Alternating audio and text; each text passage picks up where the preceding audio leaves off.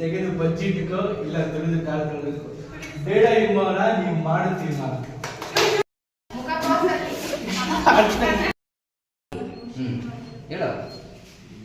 ಇದು 6 ಕೋಟಿ ಕನ್ನಡಿಗರ ಆಸ್ತಿ ಕಣೋ. ಮುಷ್ಟಿ ಕಟ್ಟಿ ಕೂತಿದ ಅಂದ್ರೆ ಅವನು ಎದ್ದು ಬಂದ ಚರಿತ್ರೆ ಇಲ್ಲ. ಏನು ವಿಷಯ ಏನು ಬಂದಿತ್ತು ಅದೇ ಮಾತಾಡಿ. ಓಕೆ.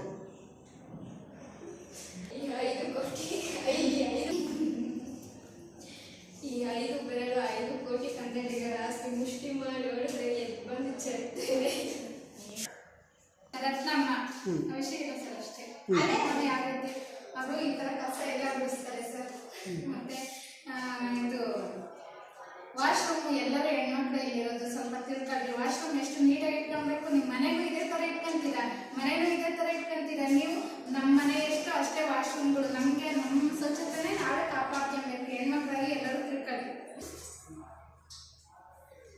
ನಿಮ್ಮ ಸ್ನೇಹಿತರ ಬಗ್ಗೆ ಅಭಿಪ್ರಾಯ ಸರ್? ಫಸ್ಟ್ಗೆ ಜಾನು ಕಾಲೇಜ್ ಸೇರಲ್ಲ ಅಂತ ಬೇಜಾರಾಗಿತ್ತು ಸರ್. ಅವಳು ಬರಲ್ಲ ಅನ್ನೋದ್ರೆ ಬೇಜಾರಾಗಿತ್ತು ಸರ್. ಅವಳು ಆಮೇಲೆ ಗೌರ್ಮೆಂಟ್ ಕಾಲೇಜ್ ಹೋಗ್ತೇನೆ ಅಂತ ಆಮೇಲೆ ಫೋನ್ ಮಾಡಿ